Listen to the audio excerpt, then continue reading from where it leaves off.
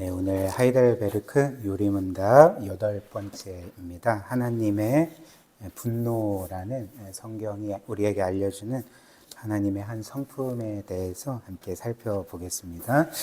일단 우리가 오늘 구문답을 살펴볼 텐데 지난 시간에 살펴본 8문답 내용 먼저 좀 요약하고 넘어가기를 원하는데요. 그 8문답의 내용이 이와 같습니다. 질문: 그렇다면 우리는 어떤 선도 완전히 행할 수 없고 온갖 악을 향해 기울어져 있을 정도로 부패했습니까? 그래서 이 질문에 대해서 이제 답을 이렇게 합니다. 그렇습니다. 하나님의 성령으로 거듭나지 않는 한 그렇습니다. 그래서 성경이 우리에게 알려주는 바는 모든 사람이 죄인이고 따라서 하나님께 어떤 선도 행할 수 없다. 선을 행하는 자는 한 사람도 없다. 이렇게 우리에게 알려주죠. 대표적으로 로마서 3장인데요. 10절부터 12절. 기록된 바 의인은 없나니 하나도 없으며 깨닫는 자도 없고 하나님을 찾는 자도 없고 다 치우쳐 함께 무익하게 되고 선을 행하는 자는 없나니 하나도 없도다. 이렇게 못 박아서 말을 하고 있습니다. 물론 하나님을 믿지 않는 사람이나 믿는 사람들이나 이 말씀에 대해서 이런 의문을 가질 수가 있습니다. 내가 볼 때는 꼭 믿는 사람이 아니어도 선을 행하는 사람들이 있고 또 사실 이 세상 사람들 중에서는 그리스도인들보다 도덕적으로나 윤리적으로 이제 훨씬 더 훌륭한 삶을 살아가는 사람들이 있는 것 같은데 오늘 이 로마서의 말씀 선을 행하는 자는 하나도 없다라는 말씀이 이제 틀린 거 아닌가 이런 생각을 할 수 있을 것 같습니다. 우리가 지난 시간에 본 것처럼 성경이 어떤 사람도 선을 행할 수 없다라고 할 때 이 선이라는 것은 보통 사람들이 생각하는 일반적인 선이 아닙니다. 뭔가 마냥 선하게 살고 혹은 도덕적으로 살고 혹은 뭔가 법 없이도 살 수 있는 사람처럼 사는 이런 일반적인 선을 의미하지 않습니다.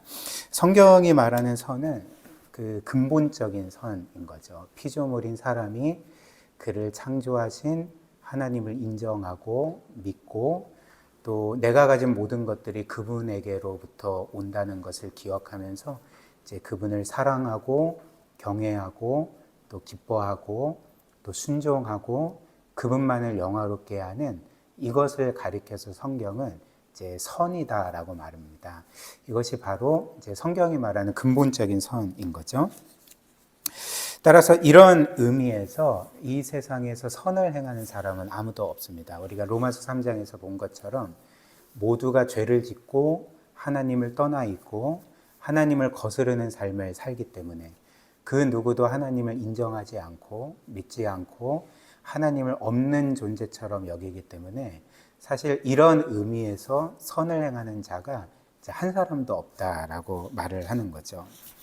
특별히 에베소서 2장 같은 말씀이 우리에게 알려주는 사실은 이 세상의 모든 사람들은 죄로 인해서 영적으로 죽은 상태입니다. 그래서 자신의 진정한 생명이신 그 하나님에게서 그렇게 끊어져 있어서 생명과 관련해서 끊어져 있어서 그래서 이 세상 누구도 이제 하나님을 인지할 수가 없는 거죠. 영적으로 죽었기 때문에 그 영적으로만 볼 수 있는 그 하나님을 볼 수 없고 알 수 없고 깨달을 수 없고 믿을 수가 없기 때문에 누구도 하나님을 향해 어떤 생명의 반응을 할 수가 없습니다. 그렇기에 이 세상 누구도 하나님을 향해 이런 근본적인 선을 행할 수가 없는 거죠. 오직 하나님께서 성령과 복음으로 그의 죽은 영혼을 살리실 때 거듭나게 하시고 그래서 예수 그리스도를 믿고 구원받게 하시고 그 눈멀었던 영적인 눈을 뜨게 하실 때만이 그가 하나님을 보게 되고 믿게 되고 그래서 비로소 그때부터 이제 하나님을 향한 그 선을 행하는 사람이 될 수가 있는 것입니다. 이게 이제 지난주에 살펴본 내용이고요. 오늘은 이어서 이제 구문답 내용을 함께 살펴보겠습니다. 제가 질문 읽고 우리 답을 같이 읽겠습니다. 그렇다면 하나님께서 그분의 율법에서 우리가 행할 수 없는 것을 요구하시는 것은 부당한 것이 아닙니까? 다 그렇지 않습니다. 하나님은 원래 사람을 그분의 율법을 지킬 수 있는 능력을 지닌 존재로 창조하셨습니다. 그러나 아담과 하와는 마귀의 유혹에 넘어가 고의적으로 불순종했고 그 결과 하나님의 율법을 지킬 수 있는 능력을 잃게 되었을 뿐 아니라 이후의 자손들도 그 능력을 잃게 만들었습니다. 이렇게 말합니다. 일단 우리가 몇 주 전에 본 말씀처럼 하나님께서는 사람을 창조하실 때 그분의 형상대로 그분의 모양을 따라 창조하셨습니다. 이는 바꿔 말하면 이 세상 모든 것 중에 사람만이 하나님을 닮은 존재로 창조되었음을 의미합니다. 그리고 하나님은 사람을 그분을 닮은 모습으로 창조하셨을 뿐만 아니라 그분을 닮은 거룩한 능력을 그에게 선물로 주셨습니다. 그 거룩한 능력이 무엇이냐면 이제 하나님께서 갖고 계시는 참 지식과 참 거룩함과 의로움을 피조물의 차원에서 그들에게도 주셨던 거죠. 그래서 이런 거룩한 능력으로 그는 하나님을 알고 믿고 또 기뻐하고 영화롭게 할 수가 있었고 하나님의 뜻대로 살아갈 수가 있었습니다. 그래서 골로새서 3장 10절 보면 이렇게 말합니다. 새 사람을 입으십시오. 이 새 사람은 자기를 창조하신 분의 형상을 따라 끊임없이 새로워져서 참 지식에 이르게 됩니다. 여기에서 참 지식이 뭐라고 합니까? 자기를 창조하신 분의 형상을 따른 그 능력을 말하는 거죠. 그렇죠? 이 참 지식이 하나님을 닮은 어떤 능력이라고 말을 합니다. 에베소서 4장 24절 하나님의 형상을 따라 참 의로움과 참 거룩함으로 지으심을 받은 새 사람을 입으십시오. 이 말씀도 똑같죠. 여기에서 참 의로움과 참 거룩함은 원래 누구의 것이라고 말합니까? 이제 하나님의 것인데 하나님께서 우리를 그분을 닮은 모습으로 창조하실 때 우리에게도 그분이 갖고 계신 이 참 거룩함과 의로움을 이 능력을 우리에게 주셨다는 거죠. 그래서 우리는 이 세 가지 것, 이 참 지식, 참된 거룩함과 의로움의 능력을 가지고 얼마든지 하나님을 향해 그분의 뜻대로 살아갈 수가 있었습니다. 그러나 그 불행한 사실은 첫사람 아담과 하와는 이렇게 하나님을 닮은 존재로 창조되었고 그리고 하나님이 가지신 이 참지식과 거룩함과 의로움의 능력을 가졌음에도 불구하고 그 하나님께 반역했습니다. 자신들이 하나님처럼 되기를 원했고 그리고 하나님의 뜻을 거스려서 이제 반역을 했던 거죠. 그래서 그 결과 어떤 일이 일어났습니까? 아담과 하와는 자신들이 하나님으로부터 받았던 이 거룩한 그 능력, 이 참 거룩함과 의로움과 이 지식이라는 능력을 잃게 되었던 거죠. 이제 하나님으로부터 떠났고 하나님에게서 끊어졌기 때문에 자연스럽게 하나님께서 주신 이 거룩한 능력을 잃게 되었던 것입니다. 그리고 아담과 하와만 이 능력을 잃었을 뿐만 아니라 이제 아담과 하와 이후에 태어나는 모든 사람들이 똑같이 이 거룩한 능력을 잃게 됩니다. 그래서 아담만 하나님의 뜻을 따라서 살지 못할 뿐만 아니라 이후에 모든 사람들이 하나님의 뜻대로 온전히 살 수 있는 능력을 잃게 되었던 거죠. 로마서 3장 20절 그러므로 율법의 행위로 그의 앞에 의롭다 하심을 얻을 육체가 없나니 율법으로는 죄를 깨달음이니라. 그래서 원래 사람은 하나님의 율법을 얼마든지 행할 수가 있었습니다. 온전히 순종할 수가 있었습니다. 그런데 아담이 타락하고 그 거룩한 능력을 잃게 되고 그 안에서 모든 사람들이 그 거룩한 능력을 잃게 되자 이제는 누구도 하나님의 율법을 온전히 지킬 수 없고 그 율법을 지킴으로써 하나님께 받아들여지는 것이 이제 불가능하게 되었던 거죠. 그렇다면 아담이 죄를 범하여서 하나님께 반역했을 때 그가 반역해서 능력을 잃었을 뿐인데 왜 우리도 그와 함께 이 거룩한 능력을 잃게 되는 건가? 잘못한 것은 아담인데 왜 우리도 그 거룩한 능력을 잃어야만 했는가라는 거죠. 그래서 우리가 지난 시간에 본 것처럼 이 아담이라는 인물이 단지 인류 역사상 그 순번상 최초로 창조된 사람일 뿐만 아니라 이후에 그 태어날 모든 사람들의 대표로서 그렇게 창조된 상징적인 인물이기 때문에 그렇습니다. 그래서 모든 사람의 대표인 아담은 이제 그가 순종할 때 그의 순종이 이후의 모든 사람들의 순종이 될 것이었고요. 그의 불순종은 이후의 모든 사람들의 불순종이 될 그런 예정이었습니다. 그러나 불행하게도 아담은 하나님께 불순종했고 죄를 지었고 하나님께 반역을 했고요. 그 결과 그 대표인 아담만 하나님께서 주신 그 거룩한 능력을 잃었을 뿐만 아니라 이제 아담이 대표로 했던 이후의 모든 사람들이 그 거룩한 능력을 잃게 되었던 거죠. 쉽게 예를 한번 들어보겠습니다. 제가 지어낸 이야기입니다. 그 옛날 옛적에 한 왕이 한 사람을 너무나도 귀하게 여겨서 그가 평민임에도 불구하고 그를 지극히 높여주고 정말 큰 재물을 주고 큰 지위를 주고 큰 권력을 주었다고 해봅시다. 그렇다면 이 사람은 이 왕을 어떻게 대해야 될까요? 그러니까 놀라운 은혜를 받았으니까 이제는 왕을 사랑하고 기뻐하고 그 왕만 영화롭게 하고 그 왕에게 신실하고 충성된 삶을 살아야 되지 않겠습니까? 근데 이 사람은 왕으로부터 이 높은 지위와 권력과 재물을 갖게 되자 더 욕심이 생긴 거죠. 내가 가진 이 능력으로, 이 권세로 이제는 내가 왕이 돼야 되겠다 해서 어느 날 이제 왕에게 반역을 일으키게 됩니다. 그런데 왕은 그가 일으킨 반역을 손쉽게 제압하고 결국 그 사람은 잡히게 된 거죠. 사로잡히게 되었습니다. 그리고 이 왕은 이 사람을 이제 어떻게 해야 되겠습니까? 당연히 죽여야 되겠죠. 가장 큰 죄인 반역죄를 지었으니까 당연히 뭐 참수형을 하거나 교수형에 처해서 죽여야 되지 않겠습니까? 그런데 놀랍게도 이 왕은 이제 이 사람에게 준 그 지위와 권세와 재물만 박탈하고 이 사람의 생명을 살려 주었습니다. 그렇다면 이제 질문, 왕에게 반역한 이 사람이 이렇게 왕으로부터 받은 재물과 지위와 권세를 잃게 되었을 때 그만 그 모든 것들을 잃었을까요? 아니면 그의 가족들도 이 모든 것들을 잃었을까요? 가족들도 다 잃게 된 거죠. 이 사람만 왕이 준 재물과 권세와 지위를 잃게 되고 여전히 그의 아내와 자녀들은 그 모든 것들을 유지하는 게 아닙니다.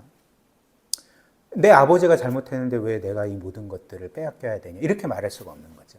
왜냐하면 그 남자는 그 집안의 대표이기 때문에 해서 그가 왕에게 반역했을 때 그가 형벌을 받아서 모든 것들을 빼앗길 때에 그만 이 모든 것들을 빼앗기는 게 아니라 그의 가족들도 이 모든 것들을 빼앗기게 된 거죠. 마찬가지로 아담이 우리의 대표로서 불순종했을 때 하나님께서 그에게 주신 영광, 그 거룩한 능력, 그리고 그 지위, 그 모든 것들을 빼앗겼습니다. 근데 그만 빼앗긴 것이 아니라 그가 대표로 했던 우리 모두가 아담 안에서 원래 가졌던 이 영광과 지위와 권세와 이 거룩한 능력을 빼앗기게 된 거죠. 박탈당하게 된 거죠. 그래서 로마서 5장 17절이 이 사실을 우리에게 알려줍니다. 한번 보십시오. 한 사람의 범죄로 말미암아, 즉 아담의 범죄로 말미암아 사망이 그 한 사람을 통하여 왕노릇하였다. 이 세상에는 생명만 가득했고 하나님께서 주신 영광과 행복만이 가득했습니다. 근데 우리의 대표인 아담이 범죄했을 때 이제 사망이 이 세상에 왕노릇하고 이후의 모든 사람들은 원래 가졌던 생명, 영광, 지위, 능력들을 다 빼앗기게 된 거죠. 잃게 된 것입니다. 근데 반대로 이어서 더욱 은혜와 의의 선물을 넘치게 받는 자들은 한 분 예수 그리스도를 통하여 생명 안에서 왕노릇하리로다. 원래 우리는 하나님의 형상으로 창조했을 때 왕이었습니다. 왜냐하면 하나님이 너희는 이 세상을 다스리라, 통치하라. 그렇게 이 세상의 대리 통치자로서 사람을 세워주셨기 때문에 원래 우리는 사실 왕이었죠. 왕의 지위를 가진 자들이었습니다. 근데 아담이 타락했을 때 그 왕의 지위를 빼앗기고 그것에 속한 모든 것들을 빼앗기지 않았습니까? 잃게 되지 않았습니까? 근데 그리스도를 통해서 이루어진 일은 무엇입니까? 그리스도께서 이루신 구원을 통해서 우리가 다시금 생명 안에서 왕노릇하게 되는 거죠. 다시금 회복되게 되는 것입니다. 모든 것을 이제 얻게 되는 거죠. 그렇다면 이제 그 다음 그 질문, 우리가 오늘 구문답에서 본 질문으로 돌아옵니다. 그렇다면 이렇게 아담 안에서 모든 사람들이 거룩한 능력을 잃게 되었는데 이제는 누구도 하나님의 율법을 온전히 지킬 수가 없는데, 그렇다면 이제 하나님의 율법을 지킬 수 없으니까 그 율법을 지키지 않아도 되는 건가? 그냥 내가 지킬 능력이 없는데 어떻게 지키냐? 이제는 그냥 마음껏 범해도 되는 건가? 이런 질문을 할 수 있잖아요.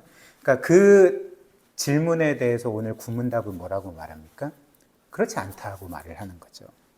당연히 그렇지 않습니다. 여기에는 몇 가지 이유가 있습니다. 제가 세 가지 이유를 말씀드리겠습니다. 첫 번째로 우리에게 그 거룩한 율법을 지킬 능력이 잃은 바 되었지만 여전히 우리가 그것을 지켜야 될 첫 번째 이유는 이 하나님의 율법, 하나님의 도덕법은 사람들이 그것을 지킬 수 없고 지키지 않는다 할지라도 그런 이유로 취소될 수 있는 게 아니기 때문에 그렇습니다. 하나님의 이 율법과 도덕법은 사람들이 그것들을 잘 지키면 기준이 높아지고 사람들이 그 율법을 계속 범하면 그 기준이 낮아지거나 취소되는 것이 아니겠죠. 그렇죠? 사람들이 그것을 지키거나 지키지 않거나 하나님의 이 도덕법은 여전히 유효합니다. 영원 불변합니다. 예를 한번 들어볼까요? 우리나라에 갑자기 사람들이 도둑질을 많이 한다고 해봅시다. 그래서 소매치기도 하고 절도도 하고 강도짓도 하고 사람들이 갑자기 도둑질을 많이 하는 거예요.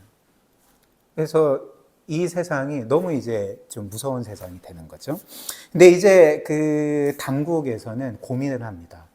사람들이 도둑질 하는 것이 과거보다 거의 한 1000%가 늘었는데, 10배가 늘었는데, 이걸 어떻게 해야 되나. 현행법대로 하면 모든 사람들이 감옥에 가야 되는데, 그렇다면 어떻게 해야 될까 해서 이제 그 나라에서 헌법을 고치는 거죠. 사람들이 도둑질을 많이 하니까 이제부터 1000만 원까지의 도둑질은 죄가 아니다. 이렇게 법을 고쳤다고 해봅시다. 이런 일이 일어날 수 있습니까? 그렇지 않죠. 사람들이 아무리 도둑질을 많이 해도 법을 바꿀 수가 없는 것입니다. 처벌은 하겠지만 이런 식으로 법을 그렇게 고칠 수가 없는 거죠. 근데 하물며 이 세상의 법도 그런데 이제 하나님의 영원 불변한 법은 어떻겠습니까? 그러니까 이 세상의 모든 사람들이 선하게 살든 악하게 살든 그 하나님의 율법을 범하든지 간에 하나님의 이 도덕법은 여전히 변하지 않고 유효한 거죠. 혹은 또 다른 예를 하나 들겠습니다.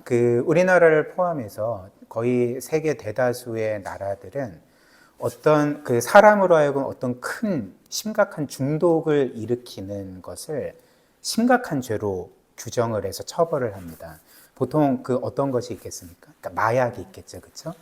그러니까 마약이라는 것은 마약하는 사람들에게는 내가 남들에게 피해를 준 것도 아니고 그냥 내가 마약해서 내가 기분 좋고 환각 상태에 있는 건데 이게 왜 죄냐?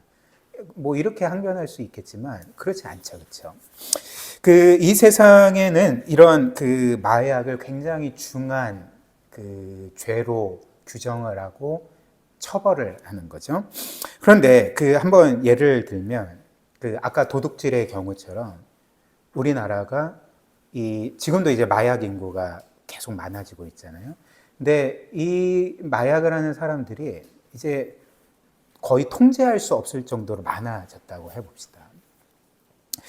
그렇다면 그리고 이렇게 마약 중독에 걸린 사람들은 계속 마약을 하게 되잖아요.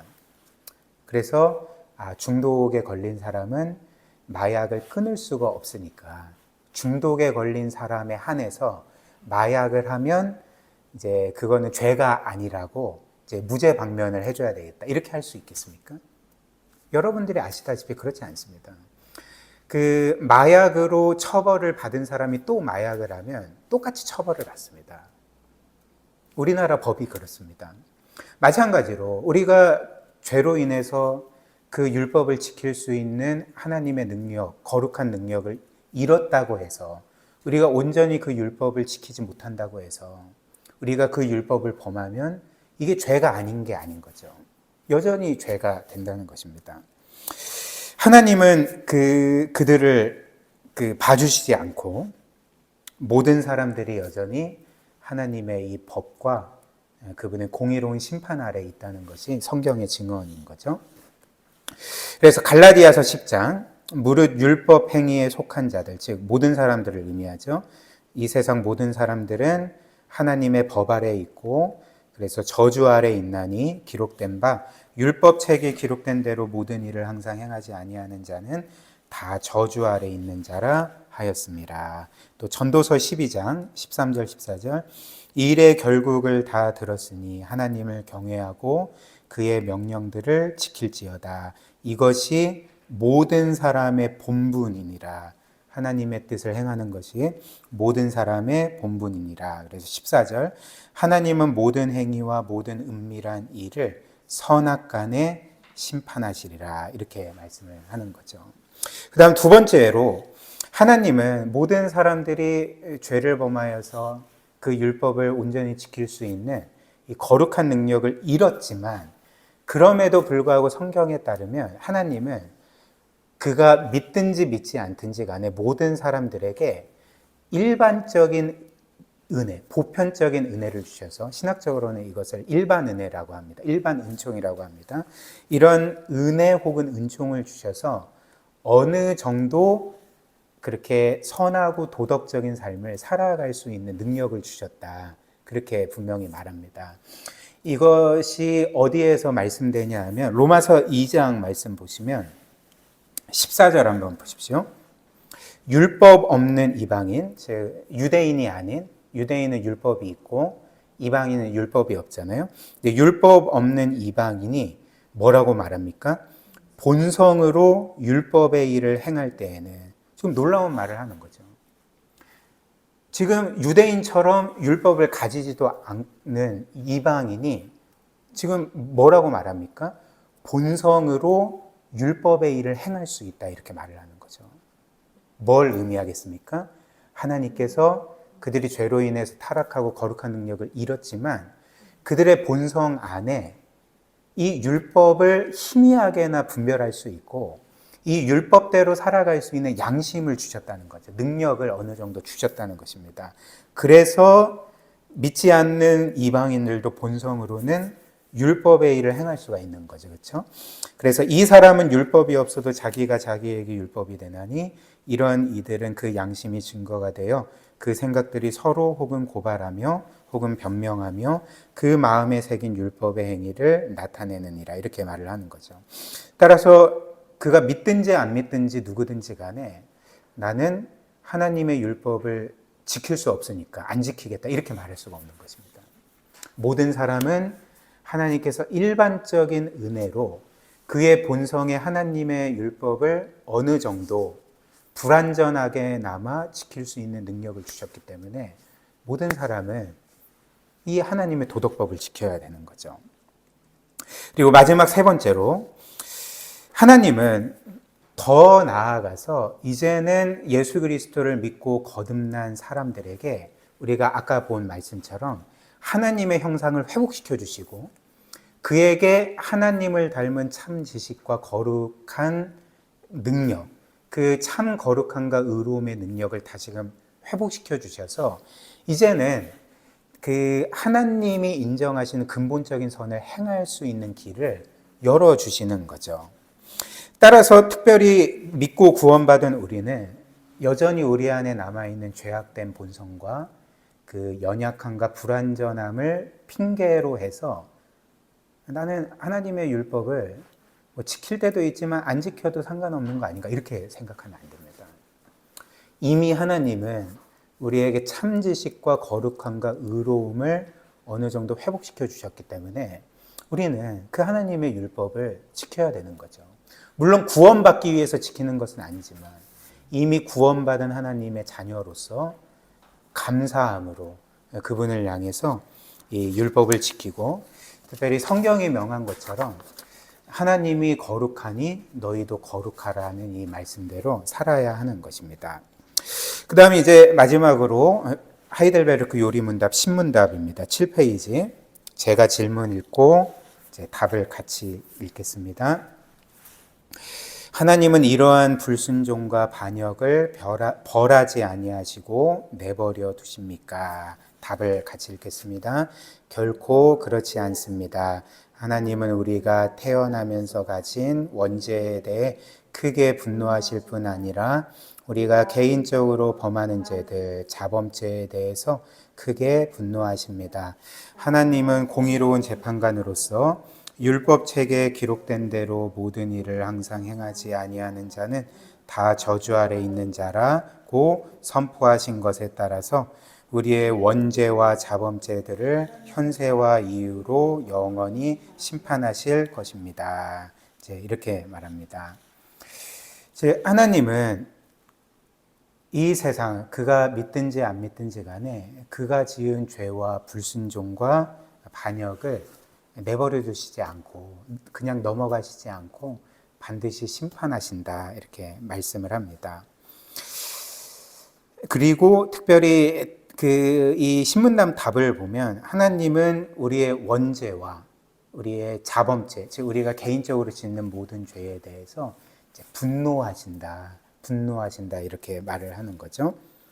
그런데 이제 현 시대의 사람들은 이렇게 분노하시는 하나님 혹은 하나님의 분노에 대해서 어떤 면에서 굉장히 언짢게 생각을 하는 경향이 있는 것 같습니다. 특별히 지난 세기에 이제 소위 자유주의 신학이라 불리는 것에 이제 물든 유럽의 많은 사람들은 하나님이 사랑이신데 하나님께 분노가 가당키나 한 건가? 분노하시는 하나님은 하나님이 아니다라고 이제 생각하며 그렇게 하나님을 성경이 우리에게 알려주는 하나님상을 왜곡시켰습니다. 그래서 어찌됐든 믿는 사람이든 믿지 않는 사람이든지 간에 요한이 말한 것처럼 하나님은 사랑이시다라는 그 유명한 구절을 알지 않습니까? 그래서 뭔가 성경에서 하나님이 분노하시고 사람들을 그 죄에 대해서 심판하시는 것을 보면서 이거는 좀 그런데 이건 사랑의 하나님이 아니잖아. 이것은 뭔가 분노 조절 장애가 있는 신 같아. 그러니까 이런 식으로 생각을 하는 거죠. 그러나 결국 그렇지 않습니다. 성경이 말하는 이 하나님의 분노라는 것은 사람들이 보통 생각하는 그런 불완전한 분노가 아닙니다. 뭔가 아무 이유와 근거 없이 그리고 자기 중심적인 그 분노를 터뜨리는 것을 의미하지 않는 거죠. 혹은 뭔가 늘 화가 나신 분처럼 분노 조절 장애가 있는 분의 분노와 같은 것이 사실 성경이 우리에게 알려주는 하나님의 분노가 아닙니다.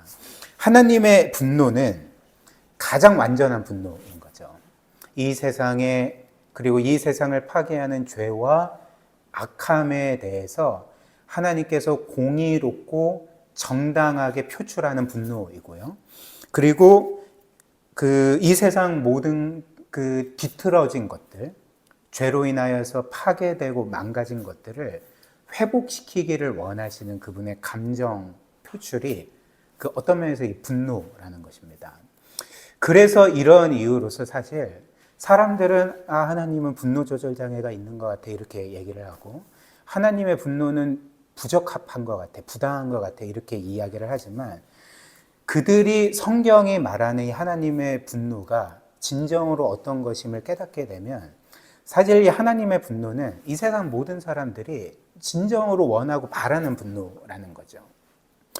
왜 그렇게 했습니까? 왜냐하면 이 세상 사람들은 어찌됐든 각자 신의 이미지를 갖고 있지 않습니까? 그들이 갖고 있는 어떤 완벽한 신의 상이 있습니다. 이미지가 있습니다. 근데 그 신의 이미지, 완벽한 상은 어떤 신입니까? 어떤 모습입니까?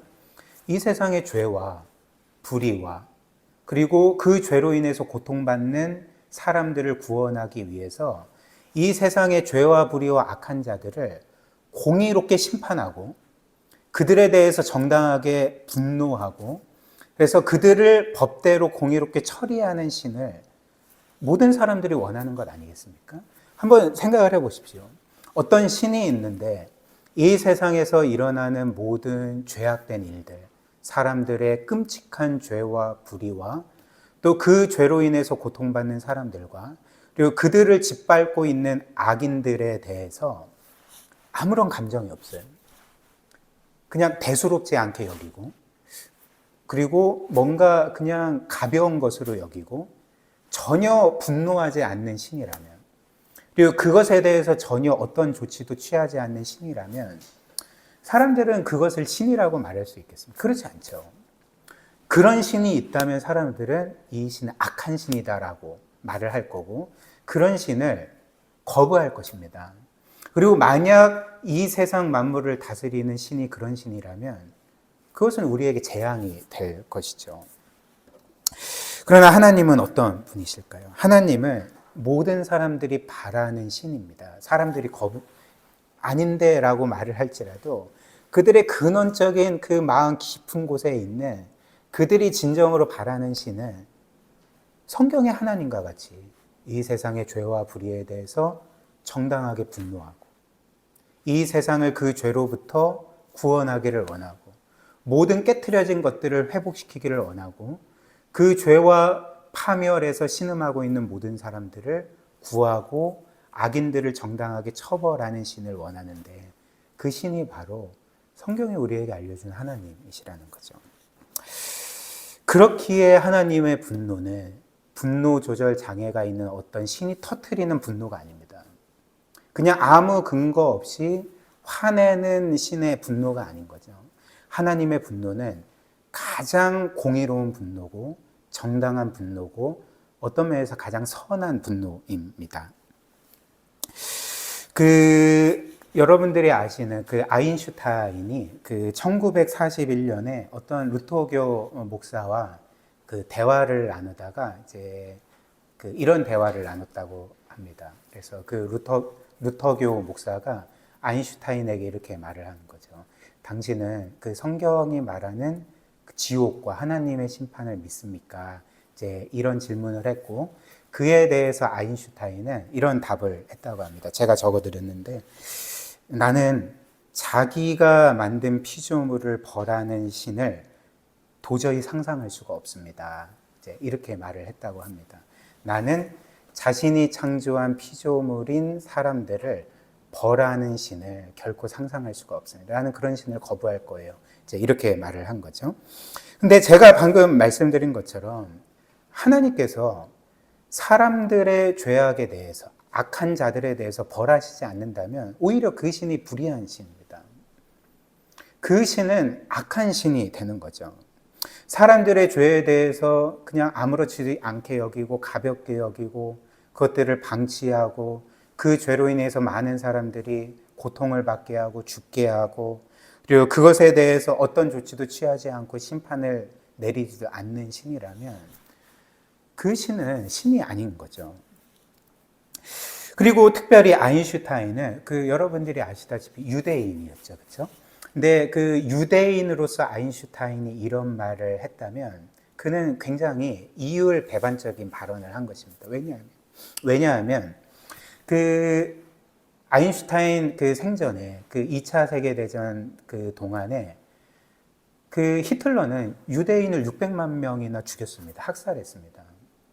그런데 아인슈타인의 말에 따르면 어떻게 해야 되겠습니까? 이 신이라는 문제는 심지어 그 히틀러에 대해서도 어떻게 해야 되겠습니까? 그래, 너가 그런 죄를 지었지만 내가 너를 그 창조했고 너는 나의 피조물이기 때문에 나는 도저히 너를 벌할 수가 없겠구나.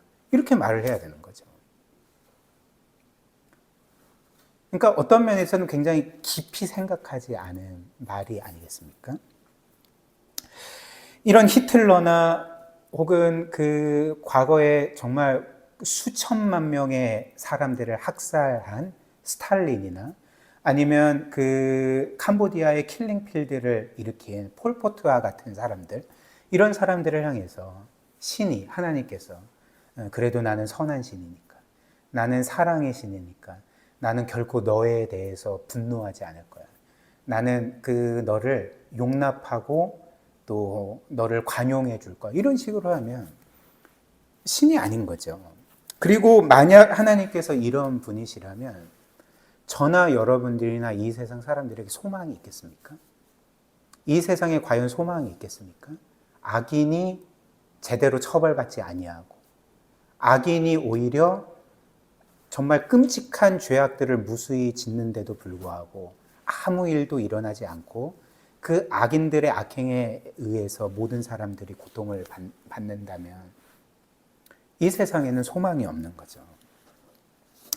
그러나 하나님은 그런 분이 아니신 거죠. 하나님은 무한히 거룩하시고 공의로우시고 어떤 죄도 용납하지 아니하시고 반드시 심판하신 하나님이십니다. 그래서 하나님은 결국에는 이 세상 모든 사람들이 바라는 완벽한 공의와 공평을 이 세상에 이루실 것입니다. 그것을 우리에게 알려주는 말씀이 어떤 말씀입니까? 아모스 5장 24절. 우리가 잘 아는 이 찬양이 있었는데요. 그렇죠? 물이 바다 덮음 같이 맞나요? 아무튼 아모스 5장 24절 보면 오직 정의를 물같이 공의를 마르지 않는 강같이 흐르게 할지어다. 하나님께서 마지막 날 모든 것들을 심판하시고 이 세상을 회복시킬 때 만드실 세상은 죄로 인해 여전히 깨트려져 있는 세상이 아니라, 불의가 있는 세상이 아니라 오직 정의가 물같이 흐르고 공의가 마르지 않는 강물같이 흐르는 세상을 하나님이 만드신다는 거죠. 지난주에 남성 목장에서 이렇게 나눔을 하다가 이제 의신 형제도 뭐 들었겠지만 우리 민수 형제가 이런 말을 하더라고요. 하나님에 대해서. 내가 성경을 보면 하나님은 정말 사랑이 많은 하나님인데 또 한편으로는 하나님이 무서운 분 같다. 왜냐하면 죄인들을 그렇게 심판하시는 모습을 보면 하나님은 선하시고 사랑이 많으시지만 한편으로 하나님은 참 무서운 분 같습니다. 이런 이런 말을 했습니다. 그래서 집에 와서 이제 곰곰이 생각을 해보니까 하나님이 과연 무서운 분이실까 이런 생각을 하는데, 근데 하나님이 무서운 분이 맞고, 그리고 하나님께서 무서운 분이 아니시라면 그분은 하나님이 아니시겠구나 이런 생각을 하게 되는 거죠. 여러분들은 하나님을 어떻게 생각하십니까? 하나님은 우주 만물을 말씀 한마디로 창조하신 분입니다. 그리고 지금도 그분의 권능으로 이 모든 것들을 붙들고 계시고 운행하고 계시고 다스리고 계시는 분이십니다. 그리고 하나님은 죄를 반드시 심판하시고 공의를 온전히 이루시는 하나님이십니다. 우리와는 비교도 할 수 없는 창조주이십니다. 재판관이기도 하시고요. 근데 그 하나님이 무섭지 않다면 그게 오히려 더 이상한 것 아니겠습니까? 그분이 두려운 분이 아니시라면 그게 더 이상한 거죠. 그건 하나님이 아니신 거죠. 하나님은 반드시 두려운 분이 되셔야 합니다. 여러분들이 보셨을지 모르겠는데 C.S. 루이스가 지금 나니아 연대기라는 7권의 소설이 있고요. 그것이 이제 영화화 되기도 했는데 두 번째 책이 사자 옷장 마녀라는 책입니다. 근데 그 책을 영화에는 이게 나오는지 모르겠는데 소설을 보면 이런 대목이 나옵니다. 이제 거기에 이제 루시라는 주인공 여자아이가 있는데, 그리고 거기에 이제 예수 그리스도를 상징하는 구세주인 사자, 아슬란이라는 사자가 등장합니다. 근데 그 나니아라는 세상을 이제 마녀가 지배하고 어찌됐든 영원토록 겨울로 만들어 버리거든요. 근데 이제 예수 그리스도를 예표하는 아슬란이라는 사자가 그 예언에 따라서 오게 된 거죠. 근데 이제 그것을 깨닫고, 그리고 특별히 그 구세주가 사자라는 것을 깨닫고, 이 그 루시라는 여자아이가 비버 있잖아요. 그 동물. 비버에게 이렇게 묻습니다. 사자라니요. 사자라니요. 사자 너무 무서운데요. 그 사자님은 위험한 거 아니에요? 이제 이렇게 질문을 합니다. 근데 거기에 대해서 이제 비버가 이제 이렇게 말을 하는 거죠. 위험하냐고? 당연히 위험하지. 그분은 위대한 왕이셔. 누가 그분을 위험하지 않다고 말을 하겠어. 그러나 그분은 그렇게 위험한 분이시지만 그분은 선하고 사랑이 많으신 왕이셔라고 답을 합니다. 우리 하나님께서, 우리 예수 그리스도께서 바로 이런 분이시라는 거죠. 이렇게 말씀이 길어졌는지 모르겠는데요. 그리고 하나님의 이 분노는 이 하나님의 사랑의 또 다른 표현임을 우리가 기억해야 합니다. 즉, 하나님의 사랑과 하나님의 분노는 결코 분리되지 않는다는 거죠. 그래서 사실 사람들은 우리가 아까 계속 본 것처럼 뭔가 그냥 아무 근거 없이 터뜨려버리는 그런 그 분노가 아니라, 신경질적인 분노가 아니라, 사실 하나님은 어떤 것을 사랑하시기 때문에 분노하신다는 거죠. 하나님의 사랑은 어떤 면에서는 이제 분노로 나타나게 됩니다. 그렇다면 하나님은 뭘 사랑하시기 때문에 분노하실까요? 그러니까 이 세상을 사랑하시고 우리를 사랑하시기 때문에 이 세상과 우리를 파괴하는 죄와 불의와 그 악에 대해서 당연히 분노하게 되시는 것입니다. 예를 들면 우리가 TV에서 어떤 나쁜 비행 청소년들이 자기의 한 친구를 유혹해서 나쁜 짓도 하게 하고 술도 하고 담배도 하게 하고 심지어 마약까지 하게 했다는 그 보도를 들었다고 해봅시다. 그렇다면 우리는 그 뉴스를 보면서 이제 어떤 생각을 가질까요? 와, 쟤네들 진짜 나쁘다. 저 비행 청소년들 진짜 나쁘고, 그리고 저 친구들에게 유혹을 받은 저 청소년은 참 불쌍하다. 뭐 이 정도의 그런 감정을 느끼고 그냥 넘어갈 것 아니겠습니까? 근데 만약 그렇게 나쁜 아이들에게 속아서 나쁜 짓도 하고 마약까지 한 그 아이가 우리의 아들이나 딸이라면 어떻게 할까요? 그때도 우리는 와, 쟤네들 나쁘고 이 아이는 참 불쌍하구나, 이런 식으로 그냥 넘어가겠습니까? 그렇지 않죠. 우리는 분노하게 될 것입니다. 그것도 심각하게 분노하게 될 것입니다. 내 아이를 유혹해서 나쁜 짓 하게 만든 그 아이들에게 크게 분노할 거고, 그리고 내 아이를 망친 그 마약에 대해서 크게 분노할 거고, 그리고 내 아이에 대해서도, 그것을 온전히 뿌리치지 못한 내 아이에 대해서도 어느 정도 분노하게 될 것입니다. 왜 분노하겠습니까? 아이를 사랑하기 때문에 분노하는 거죠. 내 아이를 망치는 것들에 대해서, 파괴하는 것들에 대해서 당연히 분노하게 되는 거죠. 왜냐하면 내 아이를 사랑하기 때문에 내 아이를 향한 사랑이 분노로 나타나게 되는 것입니다. 하나님도 마찬가지죠. 하나님도 이 세상을 지극히 사랑하시고 우리를 지극히 사랑하시기 때문에 우리를 파괴하고 우리를 영원히 불행하게 만드는 그 죄와 악에 대해서 당연히 분노하셔야 되는 거죠. 이것이 바로 이제 하나님의 분노라는 것입니다. 근데 이제 마지막으로 여기에 큰 문제가 있는 거죠. 무슨 문제일까요? 하나님께서 그토록 분노하시는 이 세상을 파괴하고 우리 자신을 파괴하는 그 죄에 대해서 분노하실 때 그 죄를 짓는 당사자가 바로 우리라는 면에서 여기에서 이제 큰 문제가 생기게 되는 것입니다. 그러나 복음이 우리에게 알려주는 궁극적인 사실이 무엇이겠습니까? 하나님께서 죄에 대해서 분노하시고 그 악에 대해서 진노하실 때에 그 하나님의 공의로운 진노가 궁극적으로 향한 곳은 우리가 아니었다는 거죠. 하나님께서 자신의 그 공의로운 진노를 퍼부으셨을 때 궁극적으로 그것이 떨어진 대상이 바로 죄인들인 우리가 아니라 그분의 외아들, 그분이 영원토록 사랑하신 예수 그리스도에게 그분의 모든 공의로운 진노를 쏟아 부으시고 그분의 공의로운 심판을 쏟아 부으셔서, 그래서 그 예수께서 우리 대신 하나님의 진노와 심판을 받으셨기 때문에 우리는 그 하나님의 영원한 공의로운 진노와 심판에서 영원히 구원받게 되었다는 것이 이 복음의 핵심이 아니겠습니까? 로마서 5장 8절부터 10절. 우리가 아직 죄인 되었을 때 그리스도께서 우리를 위하여 죽으심으로 하나님께서 우리에 대한 자기의 사랑을 확증하셨느니라.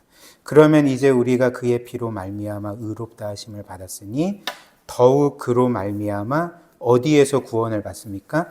진노하심에서 구원을 받을 것이니 곧 우리가 원수 되었을 때 그의 아들의 죽으심으로 말미암아 하나님과 화목하게 되었은즉 화목하게 된 자로서는 더욱 그의 살아나심으로 말미암아 구원을 받을 것이니라.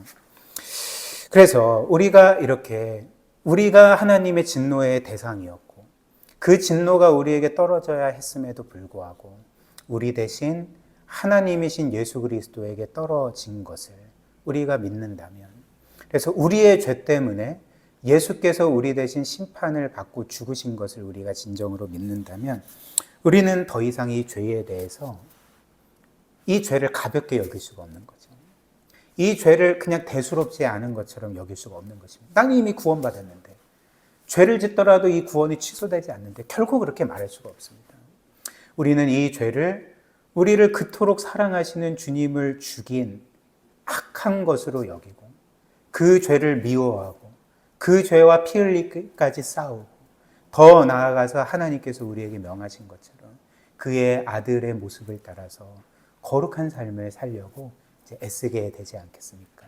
이것이 바로 우리가 살아야 될 모습인 거죠. 저와 여러분들이 이렇게 우리의 구세주의 구원을 기억하면서 하나님을 향해 거룩한 삶을 살기를 주님의 이름으로 축복합니다.